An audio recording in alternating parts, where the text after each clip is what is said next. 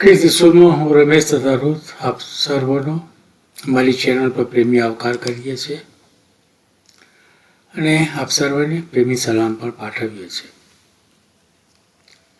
વિશેષ ગત દિવસોમાં આપણે યહોશુઆના પુસ્તકનું વાંચન કરતા હતા અને પિતા બાપે પુષ્કળ આશીર્વાદિત કીધા આપણને.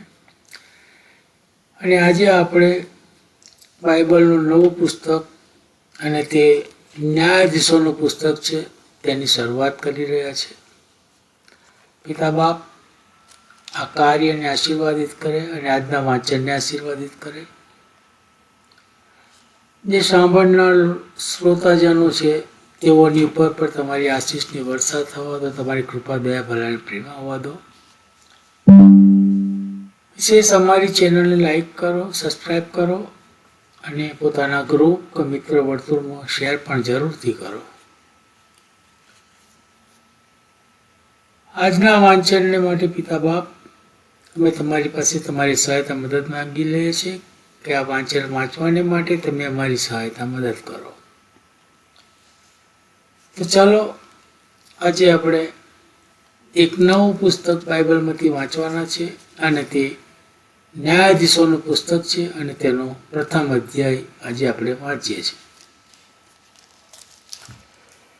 ન્યાયાધીશોનું પુસ્તક અને તેનો પ્રથમ અધ્યાય.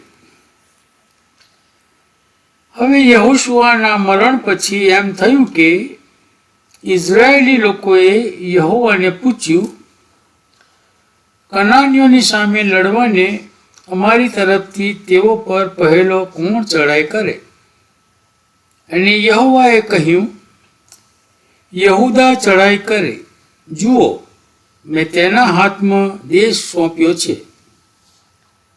ત્યારે યહૂદાએ પોતાના ભાઈ શિમયોનને કહ્યું, આપણે કનાનીઓની સામે લડીએ માટે મારી સાથે મારા વતનમાં આવ. ત્યાર પછી હું પણ તારી સાથે તારા વતનમાં આવીશ. અને શિમયોન તેની સાથે ગયો.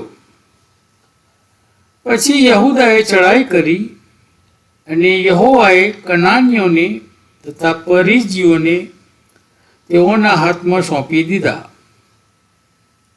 અને તેઓએ બેઝેકમાં તેઓમાંના 10,000 માણસોનો સંહાર કર્યો.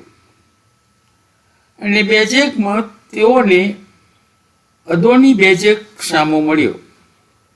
તેઓ તેની સાથે લડ્યા ને તેઓએ કનાનીઓ તથા પરજીઓનો સંહાર કર્યો. પણ અદોની બેઝેક નાઠો અને તેઓએ તેની પાછળ પડીને તેને પકડી પાડ્યો ને તેના હાથના તથા તેના પગના અંગૂઠા કાપી નાખ્યા. ત્યારે અદોની બેઝેકે કહ્યું, હાથના તથા પગના અંગૂઠા કાપીને ખાયેલા એવા 70 રાજાઓ મારી મેજ નીચેથી ટુકડા વીણી ખાતા હતા. જેવું મેં કર્યું છે તેવો જ બદલો ઈશ્વરે મને આપ્યો છે. અને તેઓ તેને યરૂશાલેમમાં લાવ્યા ને ત્યાં તે મરી ગયો. હવે યહૂદા પુત્રોએ યરૂશાલેમ પર ચડાઈ કરીને તેને જીતી લીધું ને તેના લોકોને તલવારથી મારીને તે નગરને આગ લગાડી. ત્યાર પછી યહૂદા પુત્રો પહાડી પ્રદેશમાં, નેગેબમાં તથા નીચાણના પ્રદેશમાં રહેનારા કનાનીઓની સાથે લડવાને ઉતરી પડ્યા. અને યહૂદા હેબ્રોનવાસી કનાનીઓની સામે ગયો. પૂર્વે હેબ્રોનનું નામ તો કિર્યાત આર્બા હતું. અને તેઓએ શેશાઈનો, અહીમાનનો તથા તાલમાઈનો સંહાર કર્યો.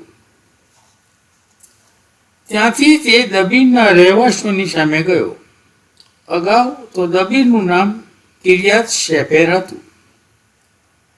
અને કાલેબે કહ્યું, જે કોઈ કિર્યાત શેફેરને મારીને તેને જીતી લેશે તેની સાથે હું મારી દીકરી આક્ષા પરણાવીશ. અને કાલેબના નાના ભાઈ કનાઝના દીકરા ઓથનીએલે તે લીધું અને તેણે પોતાની દીકરી આક્ષા તેની સાથે પરણાવી. હવે એમ બન્યું કે તે આવી ત્યારે પોતાના પિતાની પાસે ખેતર માગવાને તેણે તેને સમજાવી, અને તે પોતાના ગધેડા પરથી ઉતરી પડી. અને કાલેબે તેને પૂછ્યું, તારે શું જોઈએ છે? તેણે તેને કહ્યું, મને આશીર્વાદ આપ. તે મને નેગેબની ભૂમિ આપી છે, તો પાણીના જરા પણ મને આપ. અને કાલેબે તેને ઉપરના તેમજ નીચેના જરા આપ્યા. મૂસાના શાળા કેનીના પુત્રો યહૂદા પુત્રોને સાથે લઈને ખજૂરીઓના નગરમાંથી નીકળીને અરાદની દક્ષિણ બાજુએ આવેલા યહૂદાના વગડામાં ગયા. અને તેઓ જઈને તે લોકોની સાથે વસ્યા. અને યહૂદા પોતાના ભાઈ શિમયોનની સાથે ગયો, ને તેઓએ સફાતમાં રહેનારા કનાનીઓને ઠાર કર્યા, ને તેનો પૂરો નાશ કર્યો. તે નગરનું નામ હોર્મા કહેવાતું હતું. યહૂદાએ ગાઝા તથા તેની સીમ, આશ્કલોન તથા તેની સીમ, અને એક્રોન તથા તેની સીમ જીતી લીધા. અને યહોવા યહૂદાની સાથે હતા, અને તેણે પહાડી પ્રદેશના રહેવાસીઓને હાંકી કાઢ્યા. પણ નીચાણમાં રહેનારાને તે હાંકી કાઢી શક્યો નહીં, કેમ કે તેઓની પાસે લોઢાના રથ હતા. અને મૂસાના કહેવા પ્રમાણે તેઓએ કાલેબને હેબ્રોન આપ્યું. અને તેણે અનાકના 3 પુત્રોને ત્યાંથી હાંકી કાઢ્યા. પણ બિન્યામીન પુત્રોએ યરૂશાલેમ વાસી યબૂસીઓને કાઢી મૂક્યા નહીં. પણ યબૂસીઓ તો બિન્યામીન પુત્રોની સાથે આજ સુધી યરૂશાલેમમાં રહ્યા છે. અને યુસુફના વંશજોએ પણ બેથેલ પર ચઢાઈ કરી, અને યહોવા તેઓની સાથે હતા. અને યુસુફના વંશજોએ બેથેલની બાતમી કાઢવા માણસો મોકલ્યા. અગાઉ તો તે નગરનું નામ લૂઝ હતું. બાતમીદારોએ એક માણસને તે નગરમાંથી આવતો જોયો.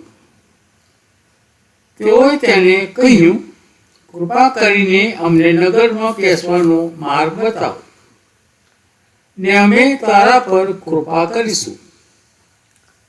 પછી તેણે તેઓને નગરમાં જવાનો માર્ગ બતાવ્યો, ને તેઓએ તલવારથી તે નગરનો નાશ કર્યો. પણ તે માણસને તથા તેના આખા કુટુંબને તેઓએ જવા દીધા. પછી તે માણસે હિત્તીઓના દેશમાં જઈને નગર બાંધ્યો, ને તેનું નામ લૂઝ પાડ્યું. આજ સુધી તેનું નામ તે જ છે.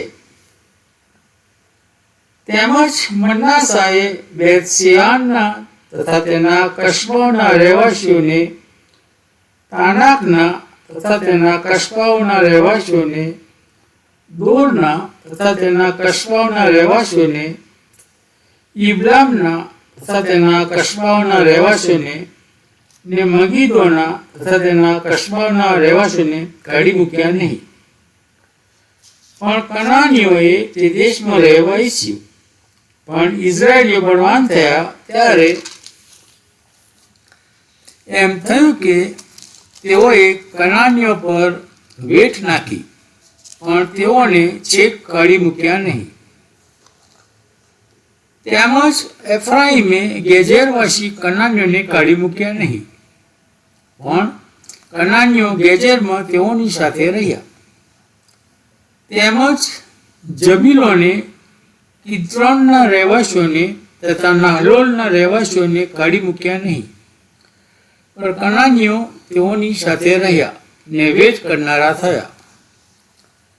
તેમજ આશેરે આકોના રહેવાસીઓને, ને સીદોનના રહેવાસીઓને, અને અહલાબના, આખજીબના, હેલબાના, અફીકના તથા રહોબના રહેવાસીઓને કાઢી મૂક્યા નહીં, પણ દેશમાં રહેનારા કનાનીઓની સાથે આશીરીઓ રહ્યા, કેમ કે તેઓએ તેઓને કાઢી મૂક્યા નહીં. તેમજ નપ્તાલીએ બેથ શેમેશના રહેવાસીઓને તથા બેથ અનાથના રહેવાસીઓને કાઢી મૂક્યા નહીં, પણ દેશમાં રહેનારા કનાનીઓની સાથે તે રહ્યો. તો પણ બેથ શેમેશના તથા બેથ અનાથના રહેવાસીઓ તેઓના વેઠ કરનારાઓ તો થયા.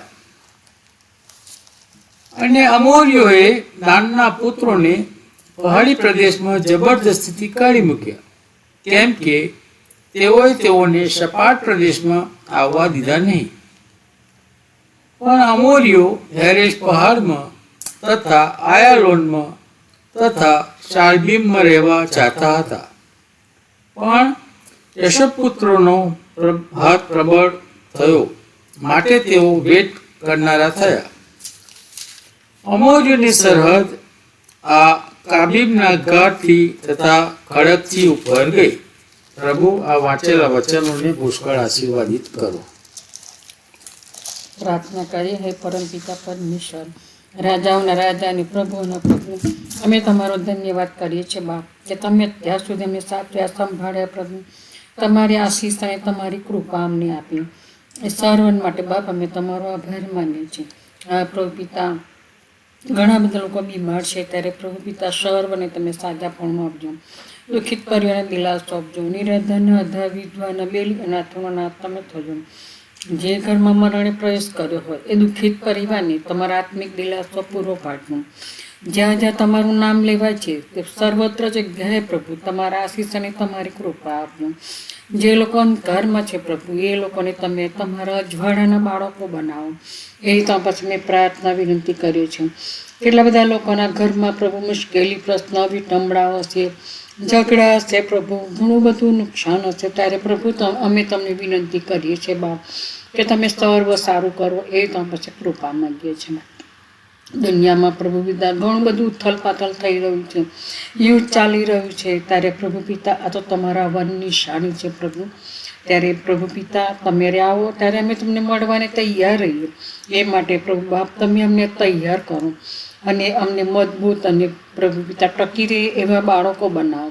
એ તો પછી અમે પ્રાર્થના કરીએ છીએ પ્રભુ. જે કંઈ વચનો વાંચવામાં આવ્યા એ વચનો પર તમારા પુષ્કળ આશીષ અને તમારી કૃપા ઉતારજો. જે લોકો સાંભળે છે પ્રભુ, એ લોકોને પણ તમારા આશીર્વાદથી ભરપૂર કરો પ્રભુ, અને કોક આત્મા તમારી ગમ ફરે એવું તમે થા દેજો.